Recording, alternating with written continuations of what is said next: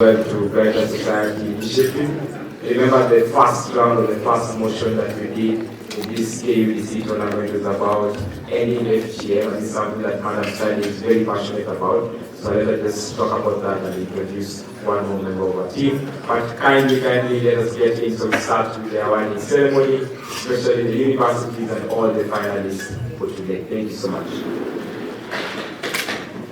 Thank you so much once again. Wycliffe approached me and said that maybe I should say something a little bit about FGM. Thank you once again. So female genital mutilation actually means total or partial removal of the female external genitalia for non-medical reasons. So in Kenya, we are at 15%. Initially, we were at 21%, but now currently we've made progress. In the recent KEHS statistics, we are at 15%. But that does not mean every community has 15%. The community I come from, like the Somali community, has 94% prevalence. That tells you the statistics changes towards communities. It varies with counties and communities. So we have 22 hotspot counties in Kenya. The Rift Valley region, we have West Pokot, Elgeyo Marakwet, we have Baringo, we have Bomet. So we have also the Maasais practicing in Kajiado, Narok, Laikipia. We also have the northeastern region, Wajir, Mandera, Garissa. And of course, in the coast region, we have Tana River. Then in the eastern region, we have Isiolo, Marsabit. So, a number of counties, let's say 22 out of 47 counties are practicing FGM. And of course, now going down to ethnic communities, it's again worse because we are now talking about 94% followed by the 8% the Samburu, followed by the Maasai, 78%. Then it goes down that way. We also have something called medicalization of FGM, where girls are either cut at the hospitals or cut by retired nurses at home using anesthesia and all that. So people are even using emerging trends of FGM. So what is the real issue about FGM? People say that FGM is a cultural practice, and I want to challenge you all young people. We are all over social media. We are on TikTok, we are on Instagram, we are on Twitter, now called X. Have you ever said, let me send a message about FGM? Why is FGM not a cultural practice? Culture is something that gives you identity. If I tell you I'm not cut, but I'm cut, you can never tell whether I'm lying or I'm not lying, unless I confess to you and tell you did I was cut. But for my case, the reason why I became champion is because I went through FGM when I was 10 years old. But then I didn't know at that moment why exactly I had to go through FGM. I was really excited to go through it, and that's why many young girls are trapped in that situation. Our sisters at home, and in every 2 seconds a girl is cut. Are you aware of that? So that means currently, as we are speaking right now, there are girls who are being prepared to be cut. Why are we saying let's fight FGM? One, it's like cutting a healthy body from you. I told you the definition itself is for a medical reason. If someone tells you, let me cut your lips, or your nose, or let me cut your finger, will you agree? No, because there's no medical reason for it to be cut. You are healthy and you need that part of your body. And that's why many girls, actually, their rights are violated, including myself as a survivor. We need to raise our voices and ensure that no other girl joins the statistics that we have today. Globally, we are speaking about 200 million women and girls who are actually mutilated. In Kenya, we are talking about over 4 million women and girls who have already been mutilated. What's our role as the young people? We should be the generation that achieves that zero FGM in our respective communities. Don't say, I don't come from a practicing community. Maybe your sister might get married to a practicing community and then falls into the trap of going through FGM. Our voices matters, and let's raise our voices to ensure that every day when we wake up, at least we send a tweet about why we must end FGM. The health complications of FGM.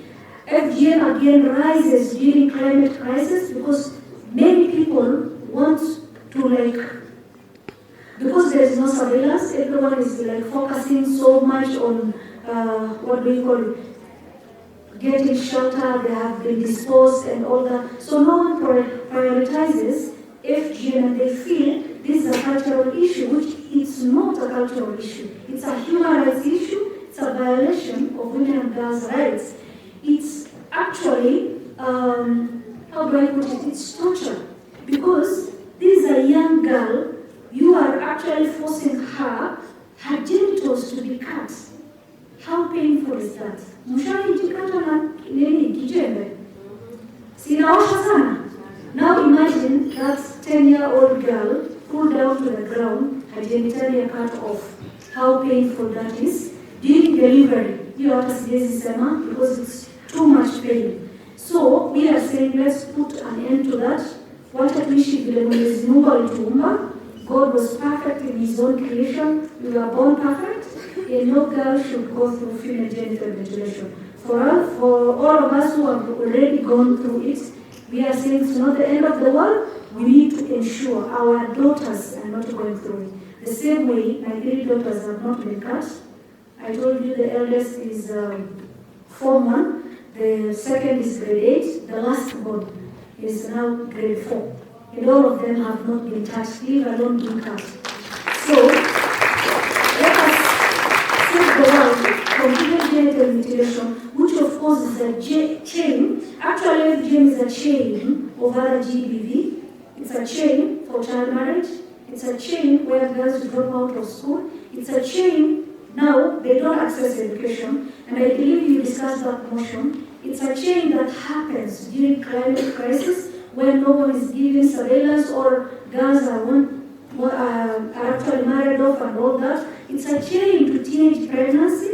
It's a chain to actually defilements. So look at that poverty cycle that revolves around that girl child. So all of us, let's raise our voices and ensure we are reason for zero FGM, inshallah. Listening to the conversation, I want to say, I'll take one positive word, which is, we are the solution.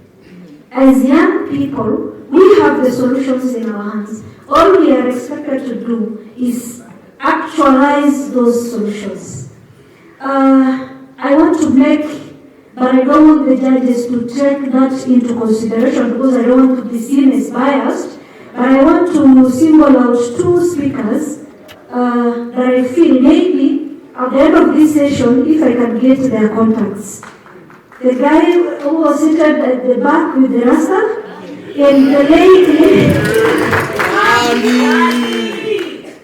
and the lady who was seated here, the Black Beauty. So I really love to meet them because I like their composure, the way they are articulating their issues, and the confidence. One of the key issues we do as Brighter Society Initiative is mentorship for schools. And the mentorships we do actually, one of the key elements for the social and academic mentorships that we do is confidence building, attitude building, team building, and that's what I've seen from them. How do we ensure they can actually be a motivational speaker in one of our forums? So you're highly welcome. Kindly see me. I would love to have your contacts. To KUDC, Wycliffe and your chief, I want to congratulate you for taking this beautiful and important initiative of empowering young people, which you also believe in. I want to challenge all of you. I was awarded by Queen Elizabeth, and actually that award didn't come on a silver plate because one thing that was standing out for me is believing in the cause. And as young people, don't actually ignore such platforms because it might be the road towards achieving your own dreams. So congratulations to all of you. From BSI, you're all winners, not only for those who are getting the trophies, but all of you who have actively participated in this course. I want to wish you well. I want to congratulate once again to the winners as well. It has not been an easy journey, but what are we taking home as young people? Vijana hai! Vijana hai! So we were at KU last year for the other KUDC, and this is a challenge that I was putting across.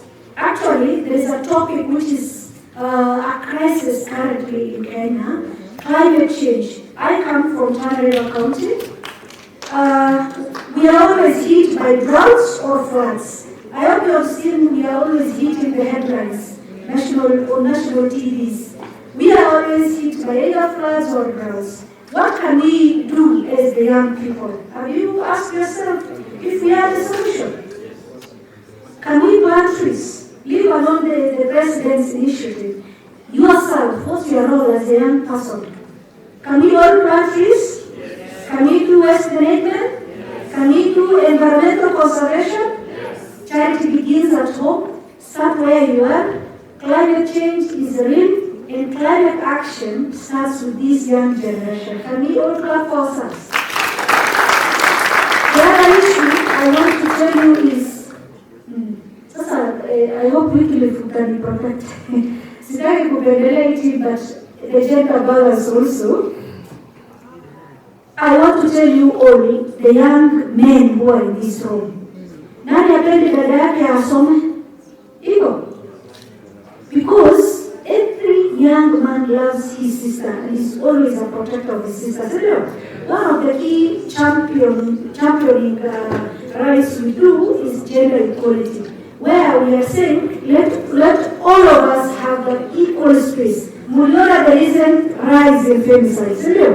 Can we all be our sister's keeper? Say, my sister, my pride. My sister, my pride. The same way, you don't want your sister to be raped, you don't want your sister to be impregnated, you don't want anything bad to happen to your sister. Make sure any other lady you meet is like a sister to you. You become the protector and not the perpetrator. Can we all agree with that? Yes. Kwa ishara mkono? Thank you so much, and God bless you all. And once again, KUDC, our Twitter handles or X at BSI Kenya, you can follow us. And of course, we have an opportunity for the young people. If you're looking for attachment, internship, you can apply. Our email is down there, info@bsikenya.org. We have done an advertisement last week for interns and attachees and volunteers for those who want to gain experience. Mkienda to apply jobs, mnaambiwa lete experience. As BSI, we want to empower young people to get those experiences so that they are able to achieve their dreams. Thank you so much once again. God bless you all.